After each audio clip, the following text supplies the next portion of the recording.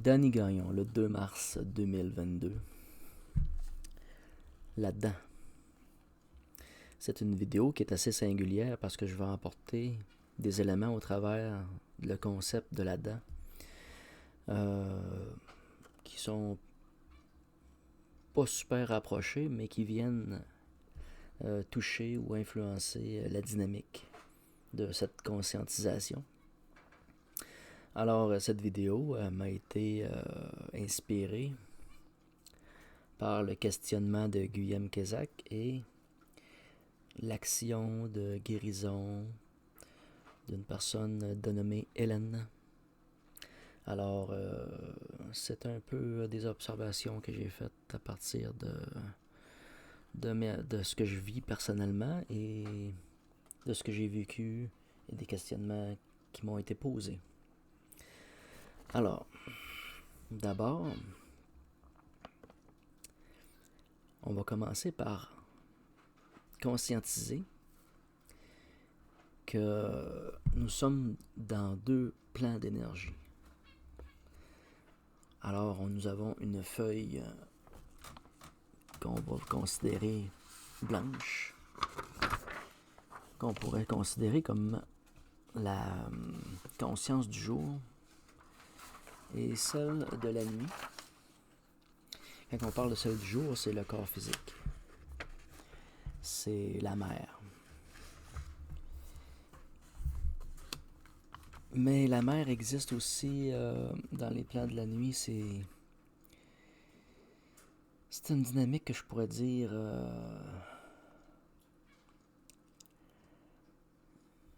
c'est peut-être pas le meilleur exemple, mais donc nous avons deux plans d'énergie. Donc le plan physique, celui du jour qui vient avec sa conscience, et nous avons aussi celui de la nuit qui vient avec sa conscience, son monde. Et pour moi, le monde de la nuit est comme un peu le porteur du totem. C'est dans ce plan-là qu'on va observer le totem énergétique du corps. Alors, nous avons comme deux feuilles. Une blanche et l'autre qui pourrait être considérée comme noire. Mais là, j'ai pas le papier en question, c'est pas pire que ça. Le principe est le suivant. C'est que la dent est une blessure provoquée par soit des événements, des situations, passées ou actuelles, soit anciennes ou récentes, qui nous marquent et qui peuvent rester au-delà de notre vie et que l'on transmet en héritage. Alors, le principe, puis je pourrais dire aussi que à travers ça, il y a des espèces de mémoires traumatiques qui sont comme les racines de cette dent-là, qui vient provoquer une blessure. Alors,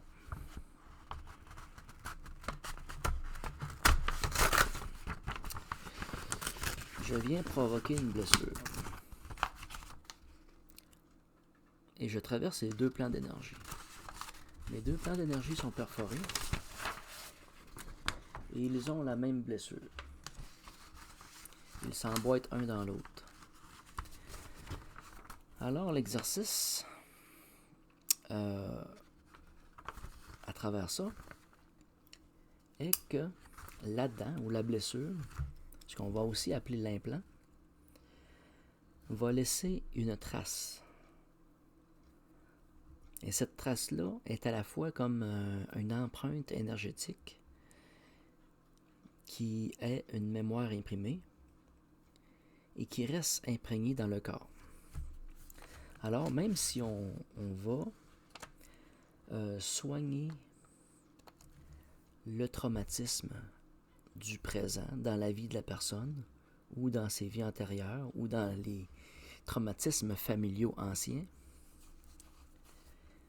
il faut qu'il soit soigné autant au niveau énergétique, en conscientisation, qu'au niveau du corps. au niveau corporel. Cela implique que de retrouver un confort à la fois psychologique, émotionnel, et de l'associer aussi à un confort physique, comme si le corps reprendrait l'empreinte ou une nouvelle empreinte de ce que l'on aurait dû avoir ou ce qui a été brisé pour retrouver sa forme, pour permettre à notre forme originelle de nous habiter, de réintégrer notre corps. Alors, je disais que il se faisait comme une empreinte de là-dedans, dans les deux structures. Cette empreinte, si au niveau du corps elle n'est pas soignée, peu importe les énergies qui vont venir par la suite, succédantes, vont seulement réanimer la blessure parce que l'empreinte est toujours là et est existante. Ce que je me suis rendu compte, c'est que même si on retire les implants, même si on retire les énergies qui sont derrière les traumas, si on ne répare pas la blessure au niveau physique, elle peut être réactivée par d'autres énergies, d'autres entités qui ne sont pas forcément spécialisées dans la blessure qui a été infligée, mais ils vont se contenter simplement de la réanimer et de la maintenir vivante. Cette blessure est transgénérationnelle et nous la donnons à nos enfants, nos petits-enfants, et elle se propage à travers les générations. Et il faut conscientiser notre dynamique de notre esprit et de nos troubles physiques. De trouver un peu la source et de se faire aider. Si nécessaire, en général, c'est nécessaire. Parce que là-dedans se tient toujours dans l'angle mort. Il est très difficile pour une personne de conscientiser une blessure quand elle considère que cet état de fait est comme quelque chose de banal, d'anodin, et qu'ils ont surmonté, et qu'ils pensent avoir surmonté. Soit par le pardon, ou par certaines formes d'autres dynamiques pour recréer un lien. Il faut vraiment prendre le temps d'aller fouiller la blessure et de l'analyser de façon sérieuse et professionnelle. Et cette dynamique-là nous permet de redynamiser son corps et en même temps se protéger des énergies qui vont venir par la suite pour tenter de nous faire chuter. Donc,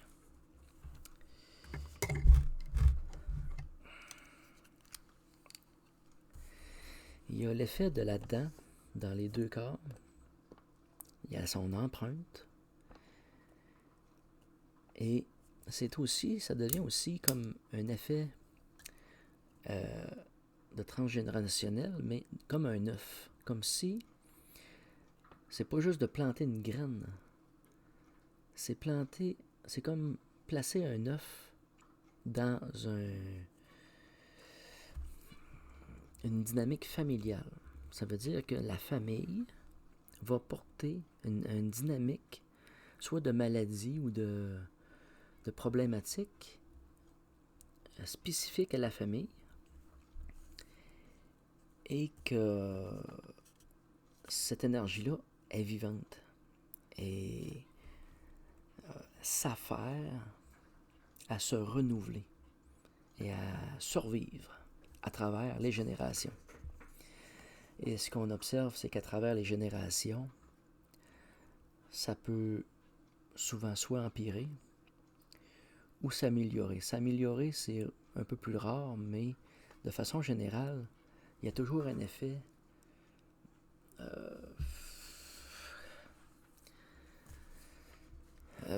ben c'est sûr que par les temps qui courent, c'est un peu moins pire, mais il y avait une forte tendance à la dégénérescence. Et là, nous atteignons, si on peut dire, un redressement ou un statisme qui, avec l'éveil, qui permet aux gens, je vous parle de la société, de se restabiliser légèrement. OK. Donc, là-dedans, implants, troubles physiques et psychologiques, émotionnels, inconscients. Là-dedans se cache dans l'angle mort et ce que l'on croit anodin finit par être un fer de lance au même titre que le tabac et l'alcool. Ce sont des fléaux sociaux permis et qui viennent détruire, si on peut dire d'une certaine façon, le corps et qui deviennent du plomb, qui donnent l'effet de plomb à l'âme. OK. Là, maintenant, nous allons aller vers la racine. Lorsque je pose la question à savoir quelle énergie est responsable de la problématique traumatique, on se rend compte qu'il y a des énergies qui sont dans une dynamique traumatique, oppressive, qui oppresse l'homme, comme s'il serait arrivé d'un autre monde. Comme si il y a beaucoup d'êtres dans ça, pas forcément humains, qui ont été enlevés, séquestrés, torturés, et tout le Bataclan, c'est une création de mémoire traumatique et comme une inondation de mémoire traumatique qui a été déversée sur le monde. Et qui se crée encore aujourd'hui. Je vous prends l'exemple de Guantanamo avec la séquestration, la torture, et peu importe qui la pratique. Peu importe qui la pratique.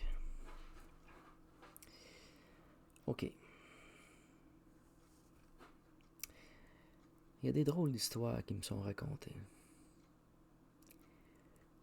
Et une histoire singulière, c'est que j'ai été emmené dans une ville lumière dans l'espace. Bon. Cette ville lumière contient le plan lumière de la création. Alors, on me présente le plan de la création. Et on me présente aussi un peu les intervenants qui ont participé à ce plan-là, dont un en particulier, qui, dans une forme de dynamique, a créé le plan de création, mais après un plan de création plus obscur. Donc, il y a eu d'abord un plan obscur, et par la suite, il y a eu un plan de vie, d'amour et de beauté. Et cela a permis de permettre le piratage des plans de la création. Cet être-là, ce créateur-là,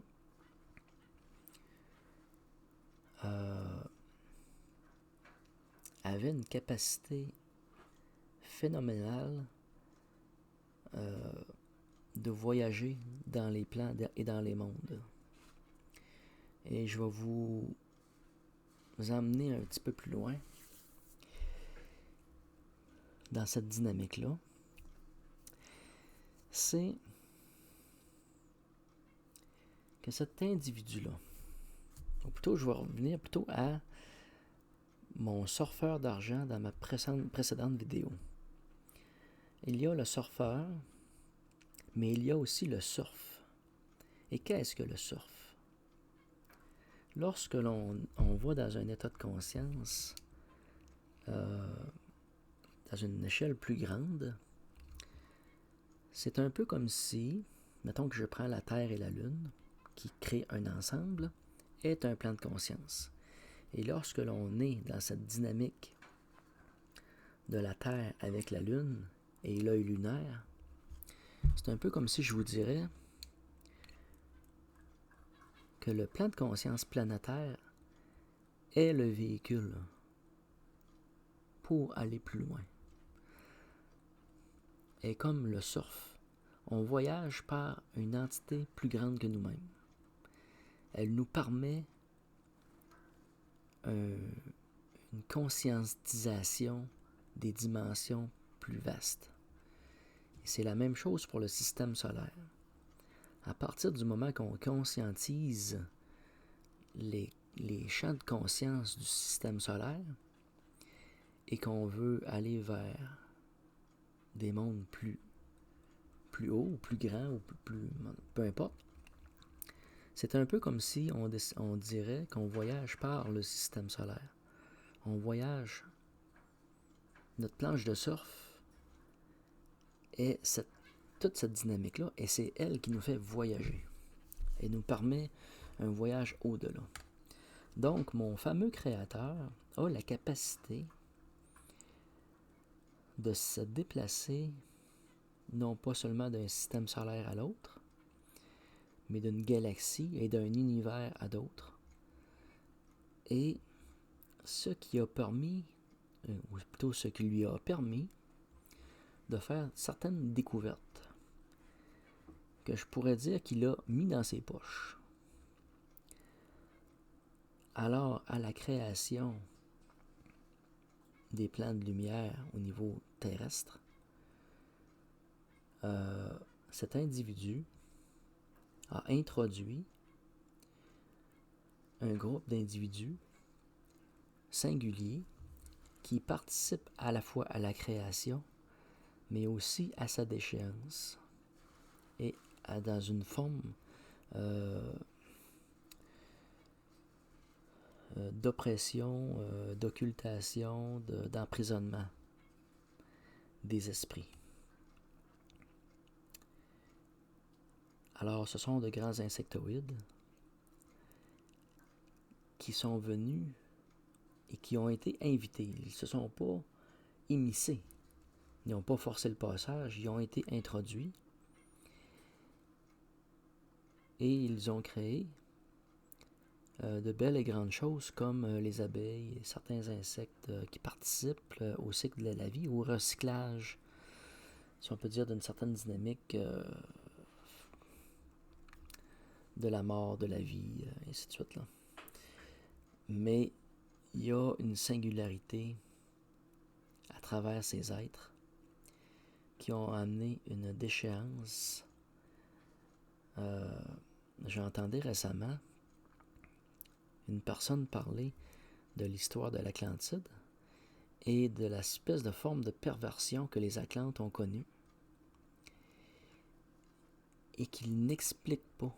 Il y a beaucoup de gens qui ne rentrent pas dans l'explication de cette dynamique, hormis que c'était une curiosité.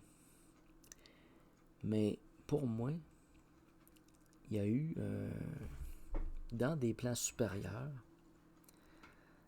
ces êtres-là étaient capables d'aller dans les plans plus hauts et il y avait une conscience beaucoup plus approfondie qui était d'ordre de la nécromancie insectoïde. Et c'est à travers cette dynamique-là qu'ils se sont émissés à travers les créateurs, comme cachés derrière, comme si le créateur ou les êtres de création étaient parasités de l'intérieur et se sont mis à dévier complètement. Et bon. Donc,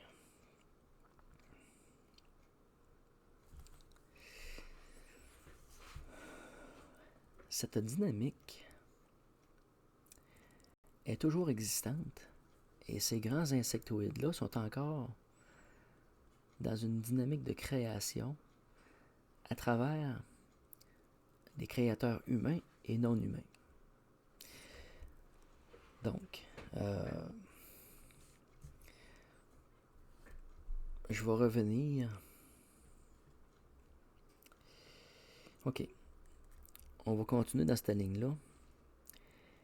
Et ce que je m'aperçois avec le système solaire et cette compréhension-là, c'est que les systèmes solaires sont des nids de création.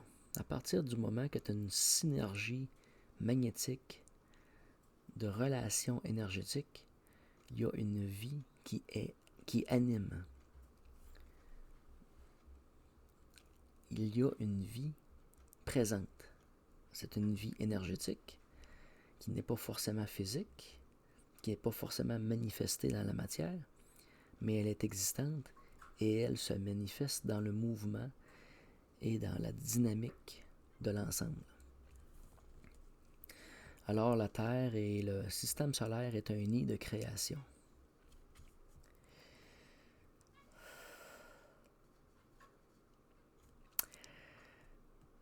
Je dirais que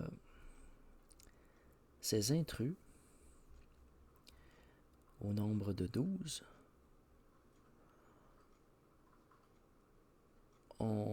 se sont cachés derrière les éons et ont corrompu les éons.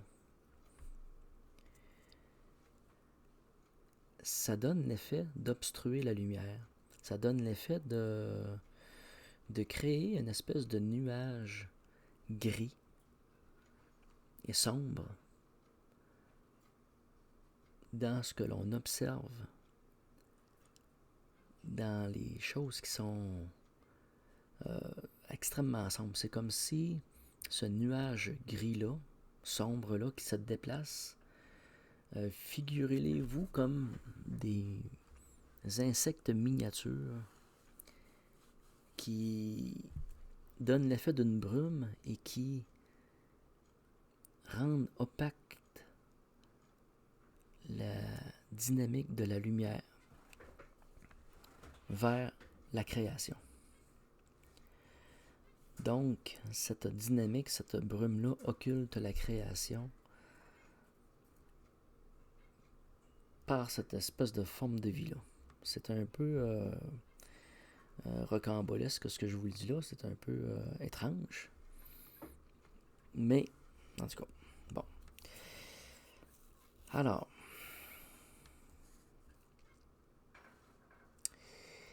revenons à la racine de l'Adam. Et l'Adam, c'est un peu comme, avec sa racine, c'est un peu comme si on toucherait à un serpent. Mais ce serpent se présente toujours par la queue. Il ne dévoile jamais sa tête. Alors le serpent, cet être-là, cette racine-là, est une dynamique d'oppression sur le monde. Et la tête se déplace de façon relativement lente parce que c'est un jeu de droit et de contrôle et de facultés qui sont issus de la création. Alors, ils ne peuvent pas passer leur pouvoir et ils ne peuvent pas dynamiser un changement rapide. Alors, lorsqu'on est dans cet exercice-là, de retirer les implants, c'est un peu comme si on viendrait prendre de vitesse cette dynamique-là qui est la racine. J'ai trouvé une racine récemment singulière qui était une racine d'assassin. C'était des gens qui ont été assassinés, prisonniers de l'assassinat. Et ça m'a amené à des complots assassins et une dynamique qui a été dans un certain temps et qui l'est encore aujourd'hui, faisant partie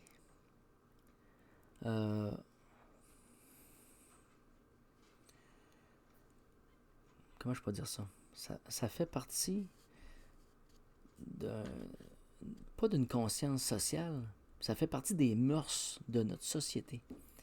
Que des gens de pouvoir vont utiliser cette dynamique-là, ils vont rentrer dans ce que j'appelle la maison assassin.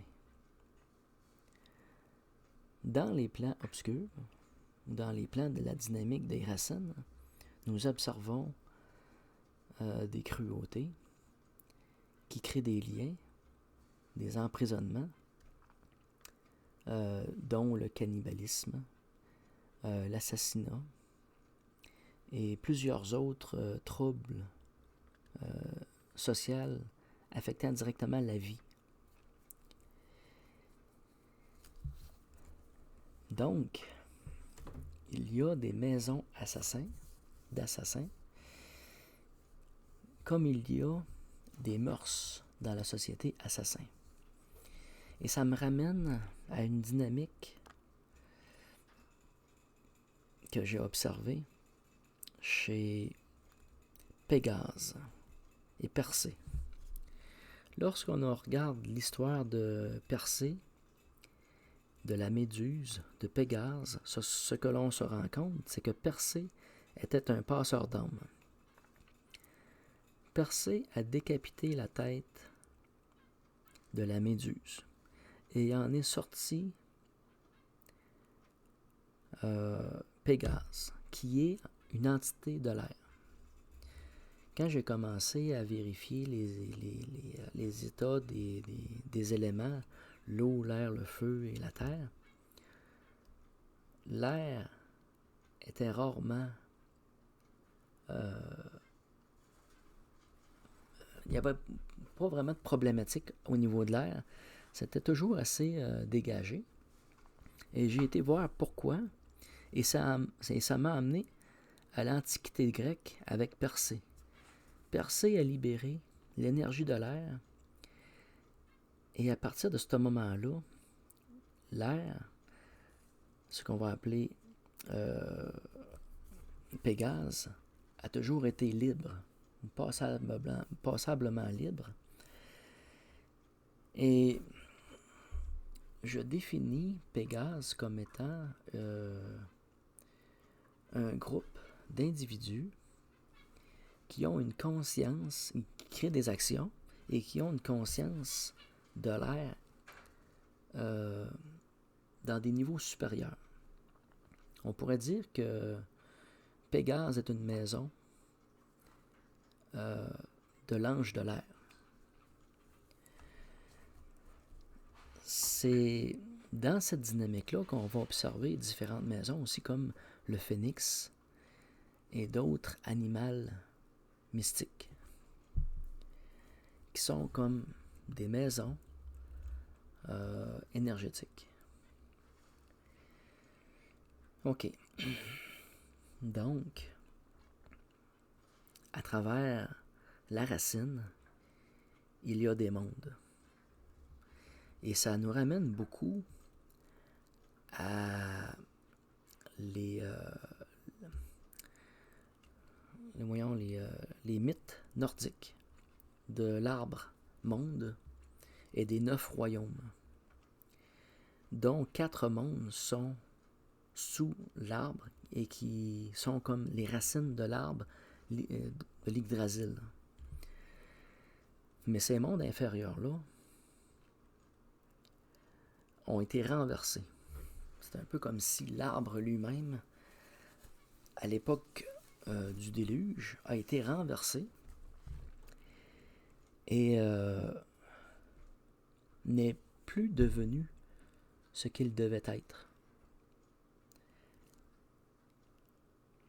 Et lorsqu'on est dans la conscience du passeur, nous sommes dans l'action de la mer, du recyclage, mais aussi dans l'action d'un animal mystique nordique qui est Nidhogg. Nidhogg est une forme résumée d'un passeur d'âme. Est l'action d'un passeur d'âme. Lorsque je suis tombé là-dessus, je me suis dit waouh, ok, waouh, dans le sens waouh, c'est lit, parce qu'il est décrit, cette action-là est démonisée, et cette action-là de Nidhogg est de manger les racines de l'arbre monde, qu'il se nourrit de cadavres. Donc, pour moi, la dynamique du passeur et la dynamique de Nidhogg sont intimement reliées et qui rentrent dans l'action de la mer. Alors, la démonisation de l'action du passeur vient faire du passeur, ou de Nidhogg plutôt, une espèce de démon qui va détruire un monde. Mais l'effet réel que je perçois, moi, c'est plutôt une libération des mondes. De ces mondes obscurs qui sont dans l'oppression et dans l'agression, dans l'esclavage de la société et de toute la vie sur Terre. Nous faisons de la vie sur Terre notre possession et nous en disposons à nos bons plaisirs. Ok, donc, j'ai parlé des familles assassins, mais en contrepartie des familles angéliques, qui sont comme des maisons, et qui viennent dynamiser nos vies.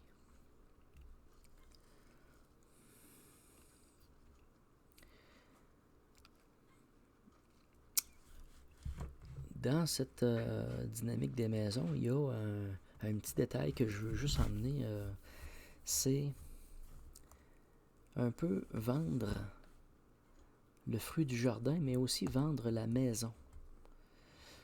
Dans le sens que lorsque l'on va faire certaines études,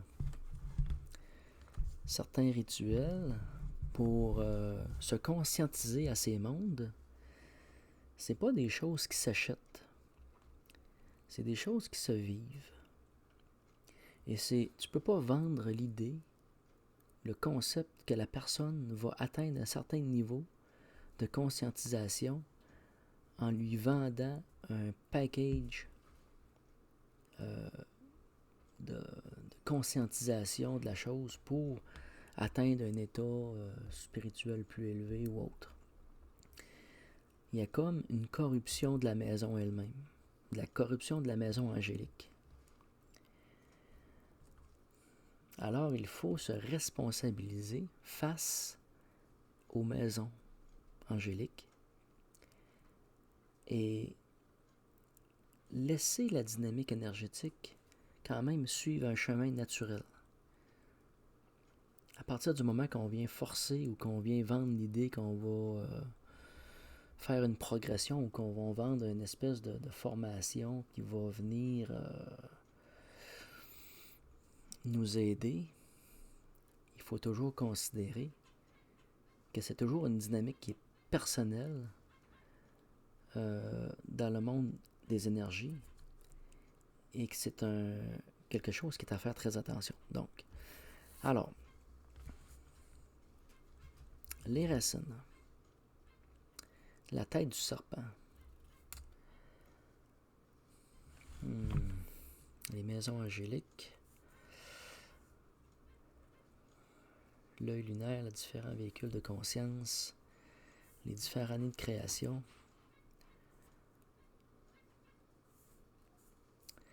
l'action de la mère Nidhogg, Persée et Pégase, la démonisation des passeurs par Nidhogg.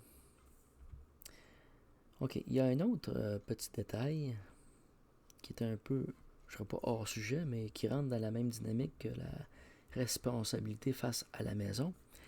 C'est la coupe, le Saint Graal, qui est notre capacité de conscience à recevoir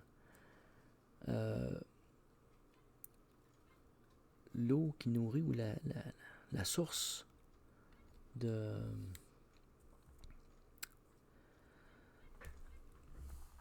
qui vient nous instruire.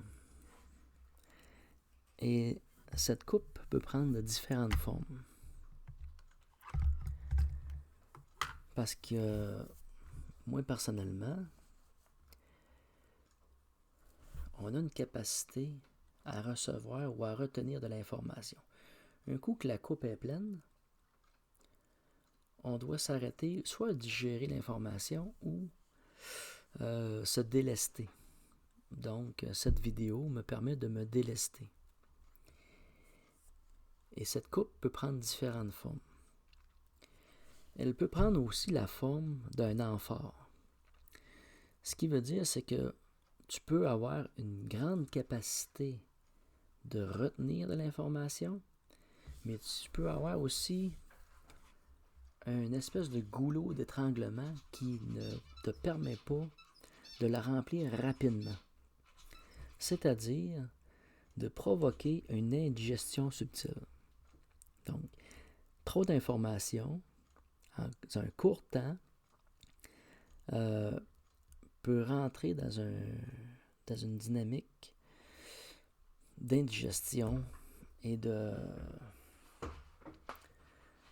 prendre un recul complet et de tout mettre ça de côté en se disant « Ok, c'est trop, c'est de la bullshit ». Alors l'information, pour certaines personnes, se consomme à petite dose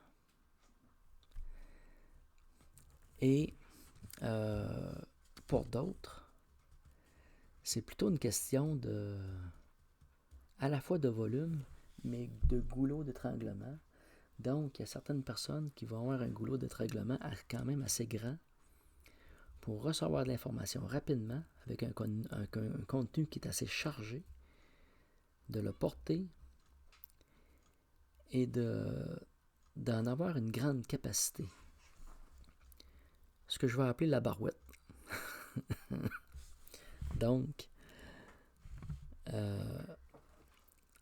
moi personnellement, c'est un peu ce que je vis. C'est comme si ma coupe, si je la vide complètement, va ressembler plus à une barouette que si je déverse un peu à toute occasion des informations et permet d'en vider une partie. Mais en réalité, quand je la vide en totalité, je me ramasse avec un contenu ou un potentiel que l'on cherche à remplir rapidement. Je suis comme dans une formation et cette formation devient précipitée à partir du moment que je vide ma barouette. Bon. Alors, il faut toujours y aller à son rythme dans tout ça. Mais pour revenir à la dent et au plan énergétique, nous rentrons dans une dynamique de guérison personnelle, intergénérationnelle et d'une guérison de mémoires traumatiques qui ont été déversées sur le monde, qui sont arrivées comme un déluge. Il y a eu vraiment une espèce de forme de déluge traumatique qui a bouleversé l'état de conscience humain ou des êtres vivants de ce moment-là. Et dans cette période de grands bouleversements, je me suis rendu compte avec Persée, c'est que les grands acteurs derrière ces épisodes-là ne sont plus aussi actifs qu'ils l'étaient, qu'ils sont relativement infimes et qu'ils sont vraiment concentrés dans le monde de la matière, du contrôle, de la possession, du pouvoir, et qui sont omnubilés par cette dynamique-là. Et il y a comme une partie occulte elle-même qui ne sont plus conscients.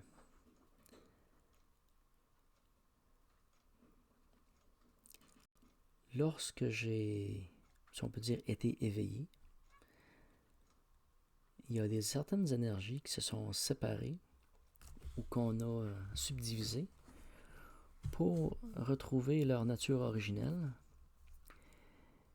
Et à cet éveil-là, j'ai fait le tour de ce que j'appelle les éons, les 12 éons, et nous avons permis d'une certaine façon la libération des 12 éons, des 12. Je la pensais quand même bien amorcée, mais avec la découverte récente de la dynamique de création derrière obscure, ça vient ajouter un peu plus de challenge, on peut dire, dans la dynamique de la création elle-même et de ces grands usurpateurs qui sont derrière tous les grands de ce monde. Alors, pour moi, la chute de l'Atlantide, le déluge, les mémoires traumatiques sont des événements d'emprisonnement, de l'asservissement de la Terre elle-même en sa totalité.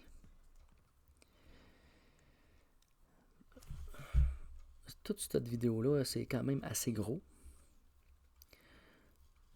Pour beaucoup d'entre vous, je vous invite à rester tout simplement dans la dynamique de l'implant et de sa racine. Et pour certains autres, aller dans une visualisation plus large, dans la dynamique même du surfeur et du champ de conscience en rapport avec la planète et son astre lunaire, son satellite, du système solaire en globalité,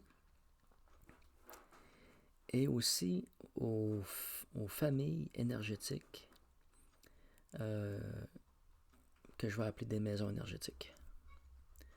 Donc, je ne sais pas qu'est-ce que je vais sortir comme prochaine vidéo. C'est une vidéo que je voulais faire depuis longtemps. Mais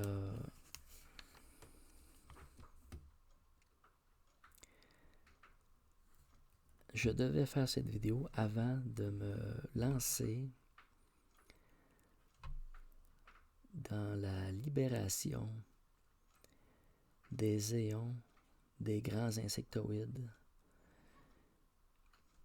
qui sont derrière une grande dynamique de la création actuelle, passée et actuelle. Alors, je vous remercie, même si cette vidéo est un peu à la fois trouble et étrange. Amènera pour certains, peut-être certains éclairages. Merci.